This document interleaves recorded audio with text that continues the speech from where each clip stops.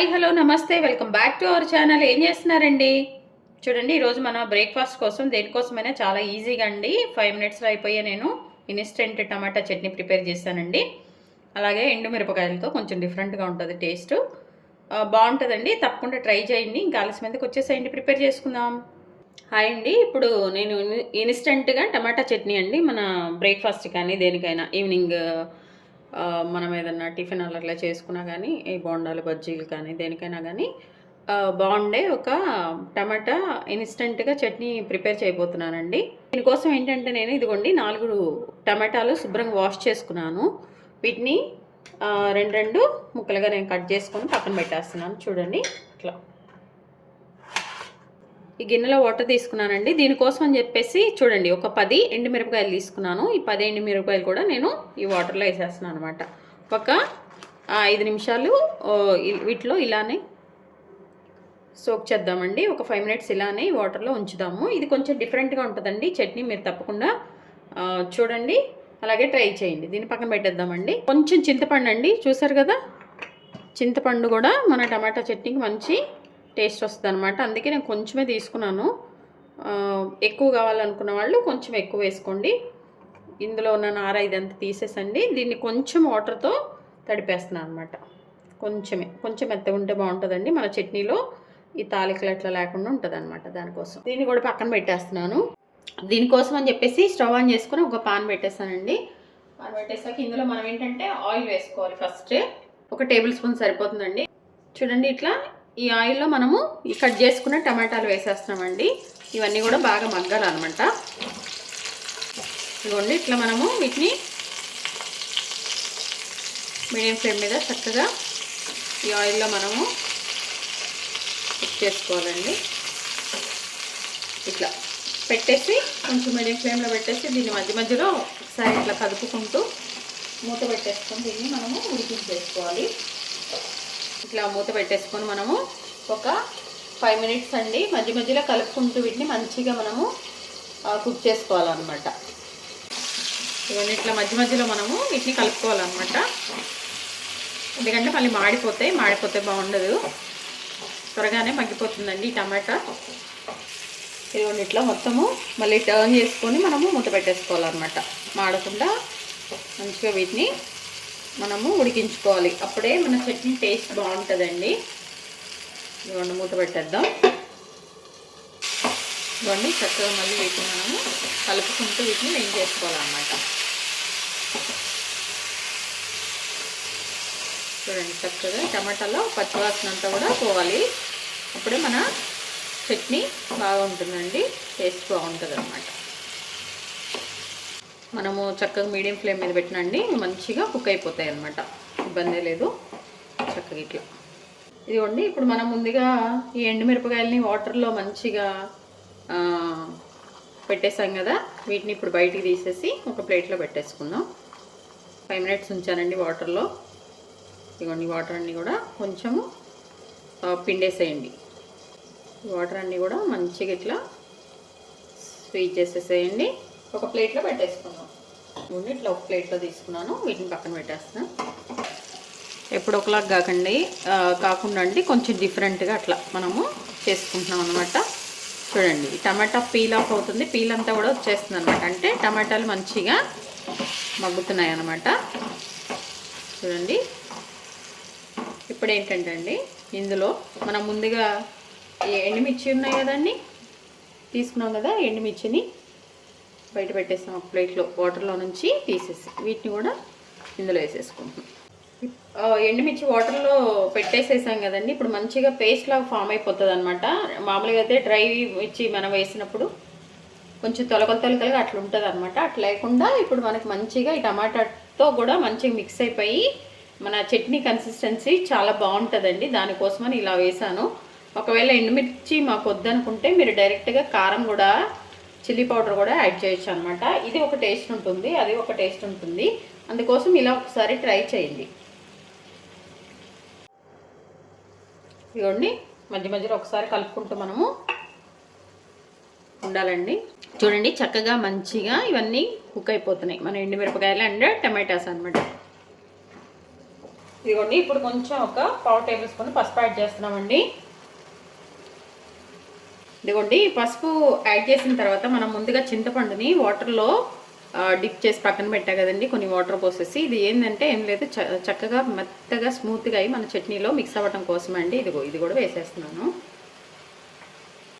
ఇవన్నీ మంచిగా మన చట్నీలో బ్లెండ్ అవ్వడం కోసం అని చెప్పేసి నేను వాటర్లో అలా చేసాండి. ఎండుమిర్చిను ఇది చూడండి చక్కగా మనము వేయించేసుకోవాలి. అలాగే పీల్ తీసిన ఎల్లిపాయలండి ఒకటి, ఇది కూడా వేసేసుకోవాలి. ఇట్లా ఒక 2 మినిట్స్ అండి, 2 మినిట్స్ కలిపేసి మనము ఎల్లిపాయలు ఈ చింతపండు వేసిన తర్వాత ఒక 2 మినిట్స్ మంచిగా ఇట్లా కలిపేసుకొని ఇంకా స్టవ్ ఆఫ్ చేసుకోవాలండి. ఏ టమాటా చట్నీలో అయినా మనం ఆవాలు మెంతులు కలిపండి మిక్సీ పట్టుకుంటాం కదా, అది కొంచెం ఎక్కువ వేస్తే చేదు వస్తుందండి. అందుకని చెప్పేసి టేస్ట్ కోసమని ఒక 1/2 టేబుల్ స్పూన్ వేసుకోండి. ఇది ఆప్షనల్, ఇంట్లో ఉంటే వేసుకోండి లేకపోతే లేదు. ఇదేంటంటే రెగ్యులర్గా కొంతమంది యూజ్ చేస్తారు కాబట్టి వాళ్ళ దగ్గర ఉంటుంది, అందుకోసం అండి. అది వేయకుండా కానీ బాగానే ఉంటుంది అనమాట, వేస్తే ఇంకొంచెం బాగుంటుంది దానికోసమని. ఇదిగోండి చూసారా. ఇంక ఇప్పుడు మనము స్టవ్ ఆఫ్ చేసుకొని పక్కన ఇవన్నీ కూడా కొంచెం చల్లారే వరకు మనం వెయిట్ చేయాలండి. దీన్ని పక్కన పెట్టేద్దాము. స్టవ్ ఆఫ్ చేసేసి పక్కన పెట్టేద్దామండి. ఇదిగోండి మనము ముందుగా వేయించి పెట్టుకున్నాం కదండి, చల్లగా అయిపోయింది. ఇప్పుడు ఇదిగోండి ఇట్లా ఫస్ట్ మనం ఎండుమిరపకాయలు వేసాం కదా, ఆ ఎండుమిరపకాయల వరకు ఫస్ట్ మనం మిక్సీ పట్టుకుందామండి. ఎందుకంటే అన్నీ ఒకేసారి వేస్తే ఇవన్నీ మెదుగుతాయో లేదో కదా, అందుకోసమని మంచిగా పేస్ట్ లాగా ఉంటే ఈ టమాటా చట్నీ బాగుంటుంది అనమాట. దానికోసం అని చెప్పేసి ఇదిగోండి వీటిని ఫస్ట్ మనం మిక్సీ వేద్దాము. అలాగే ఇప్పుడు ఇందులోనే మనం అండి ఉప్పు 1 టేబుల్ స్పూన్ అట్లా మన చట్నీకి ఎంత సరిపోతుందో అంత అనమాట. కొంచెం ఎక్కువగానే పడుతుందండి, టమాటాల పులుపు అలాగే ఇది పులుపు కాబట్టి 1 టేబుల్ స్పూన్ వేస్తున్నాను. ఒకళ్ళు సరిపోతే అప్పుడు నేను మళ్ళీ మిక్స్ చేసుకుంటాను. ఇప్పుడు దీన్ని మిక్సీ వేసుకొని వద్దాము. ఇదిగోండి మనం చేసుకున్న మిక్సీ అండి. ఇట్లా ఒక 2-3 సార్లు నేను 2 పల్ప్స్ ఇట్లా ఇచ్చాను, ఇట్లా అయిపోయింది అనమాట. ఇప్పుడు ఇందులో మనము ఈ టమాటాస్ అంతా కూడా మనం ఇందులో వేసేసుకొని మంచి మిక్సీ వేసుకుందామండి. చట్నీ ఎక్కడికి పోదండి, ఒక 2-3 రోజుల వరకు బాగానే ఉంటుంది అనమాట. ఇదిగోండి కొంచెం వాటర్ యాడ్ చేశాను, మా చట్నీలా వచ్చిందండి. ఇప్పుడు దీన్ని మనము పోపు పెట్టేసుకుందాం. ఒకసారి ఉప్పు చెక్ చేసుకోవాలండి, ఉప్పు ఒకవేళ తక్కువ అయితే మేము యాడ్ చేసుకోండి. చెప్పా కదా ఒక 1.5 పడుతుందని, కానీ నేను 1 టేబుల్ స్పూన్ వేసాను కాబట్టి మనకి సరిపోలేదన్నమాట. కొంచెం వేసేసాను. ఇప్పుడు దీన్ని మనము మంచి ఉప్పుని కలిపేసుకొని దీన్ని మనం పోపు పెట్టేసుకుందాం అండి. మీకు ఇంకా వాటర్ కన్సిస్టెన్సీ కావాలంటే ఇంకొంచెం వాటర్ యాడ్ చేసుకోండి, బాగుంటుంది అనమాట. మనం దోశ కానీ లేకపోతే ఏదైనా తినేటప్పుడు ఒకవేళ ఈ కన్సిస్టెన్సీ ఓకే అంటే ఇట్లా సరిపోతుంది, లేదంటే అది బాగా ఘాటేం ఉండదండి. చక్కగా కొంచెం పుల్లగా లైట్గా కొంచెం కారంగా పుల్లగా బాగుంటుంది అనమాట. ఇదిగోండి ఇప్పుడు దీన్ని పోపు పెట్టేసుకుందాం. ఇదిగోండి పోపు కోసం అని చెప్పేసి మనము ఒక పాన్ అయితే పెట్టేశానండి. అందులో ఏంటంటే స్టవ్ ఆన్ చేసుకొని పాన్ పెట్టేశాక ఆయిల్ వేసుకోవాలండి. మనం రెగ్యులర్గా ఎలా అయితే మనము పోపు పెట్టేసుకుంటామో అంతే అండి. చాలా ఈజీగా అండి, ఒక 5 మినిట్స్లో అయిపోయే చట్నీ అనమాట. మీరు ఇట్లా ఎండుమిరపకాయలు వద్దులే అనుకుంటే మీరు కారం అండి, ప్లెయిన్ కారం ఇందా చెప్పా కదా, అది యాడ్ చేసేసుకోండి, బాగుంటుంది. ఈ ఎండుమిరపకాయలతో అయితేనేమో కొంచెం డిఫరెంట్ టేస్ట్ అండి, కొంచెం అదొక టేస్ట్ ఉంటుంది. ఇట్లా అయితే కొంచెం ట్రై చేయండి, బాగుంటుంది. ఇదిగోండి ఇప్పుడు ఇందులో ఆయిల్ వేసుకుంటున్నాను, 1 టేబుల్ స్పూన్. చట్నీలు ఎలా తాలింపు పెట్టుకుంటామో అంతే అండి. ఇప్పుడు ఇందులో మనం మెయిన్గా తాలింపు గింజలు వేసేయాలి, పోపు దినుసులు. చట్నీ కదండి, కొంచెం ఎక్కువ ఉంటేనే బాగుంటుంది. ఇవన్నీ మంచిగా వేగాలి. అలాగే ఇంకోండి కరివేపాకు, ఎండుమిరపకాయలు కూడా అండి తుంచి వేయాలి, ఈ టేస్ట్ బాగుంటుందండి. ఈ గింజలన్నీ కూడా మనకి ఇందులో ఉండేసి బాగుంటుంది అనమాట.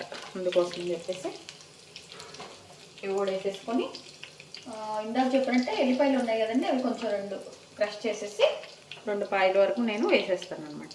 అదొక టేస్ట్ ఉంటుందండి. మన పండుమిరకాయ కానీ లేకపోతే మామూలు టమాటా రెగ్యులర్గా మనము ఇయర్లీ